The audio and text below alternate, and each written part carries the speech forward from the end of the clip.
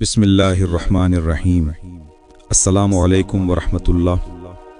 جس کا علم اس کی عقل سے زیادہ ہو جائے وہ اس کے لیے شرم بن جاتا ہے۔ ابن آدم مسکین اور کمزور ہے کہ اسے اپنی موت کا بھی علم نہیں ہے۔ اس کے لیے طرح طرح کی بیماریاں موجود ہیں۔ اس کے نیک عمل ہوں یا بد، ایک دفتر میں مکتوب اور محفوظ ہیں۔ اللہ تعالیٰ کی اطاعت اس کے انبیاء کرام علیہم السلام کے فرمان کے مطابق کرو، اور جب بھی عمل کرو تو اخلاص کے ساتھ کرو۔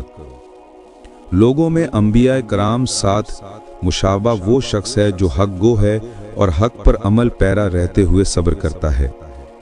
ایمان زبان سے اقرار اور بدن سے عمل کا نام ہے۔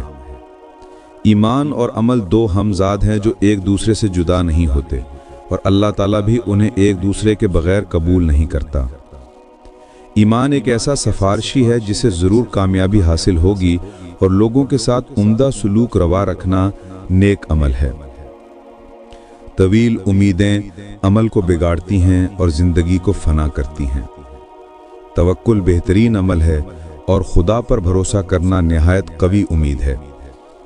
مجاہدہ نفس میں کمال اصلاح آخرت کے لیے عمل کرنے میں کامیابی و فلاح کی ضمانت ہے۔ اللہ تعالیٰ اس پر رحم فرمائے جو نیک عمل کرنے میں موت سے زیادہ تیزی دکھائے اور امیدوں کو طویل نہ جانے، اور صرف اللہ تعالیٰ کی رضا کے لیے خالص عمل کرے۔ جس کی امید چھوٹی ہو اس کا عمل درست ہوتا ہے۔ آخرت میں صبر، رضا، خوف و رجا سے بڑھ کر کوئی اور عمل تمہارے حق میں اللہ تعالیٰ کی بارگاہ میں نافع نہ ہوگا۔ نیک عمل کرنے میں جلدی کرو، طویل امید کو جھوٹا جانو، موت کی امید رکھو، دلی امیدیں پوری ہونے کا انتظار نہ کرو، ان کے حاصل ہونے سے پہلے نیک عمل کر لو، اور موت کے بلاوے کا خوف رکھو کہ اعلیٰ درجے کی امیدیں پوری ہو جائیں گی۔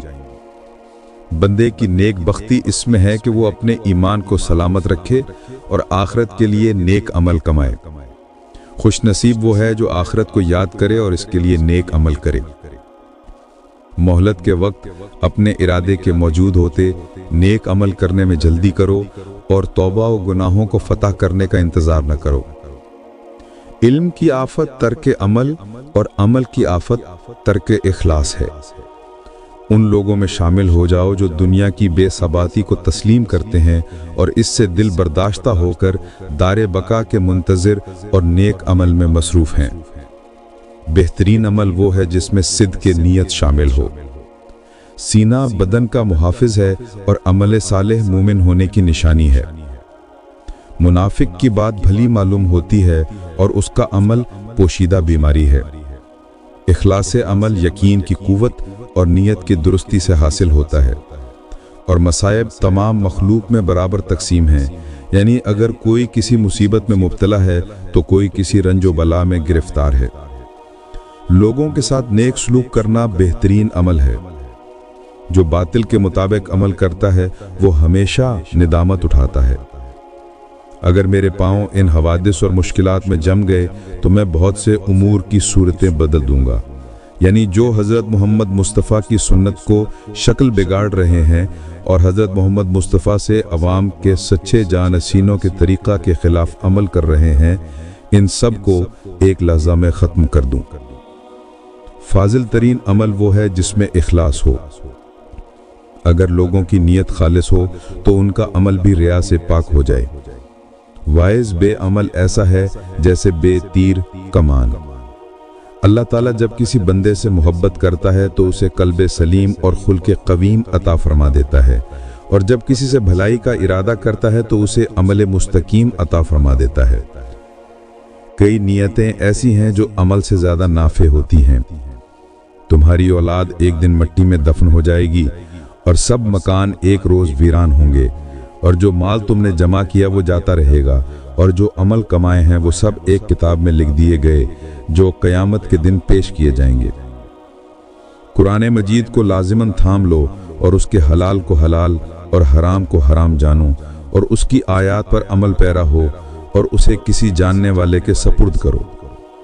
ہر ایک کو اس کے اعمال کے مطابق بدلہ ملے گا۔ موت اور روح کے نکلنے سے پہلے نیک عمل کر لو۔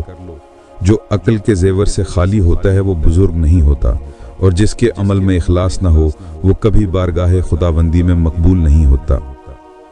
تمہارا گلا اور روح آزاد ہے تو نیک اعمال میں جلدی کرو، اعمال صالحہ میں جلدی کرو۔ اگر ایسا نہیں کر سکتے تو فرائض کی ادائیگی میں غفلت نہ کرو۔ میزان عمل کو خیرات کے وزن سے بھاری کرو۔ عمل سے پہلے تدبیر شرمندگی سے بچاتی ہے۔ آپ سے اگلے ویڈیو میں پھر ملاقات ہوگی، تب تک کے لیے خدا حافظ۔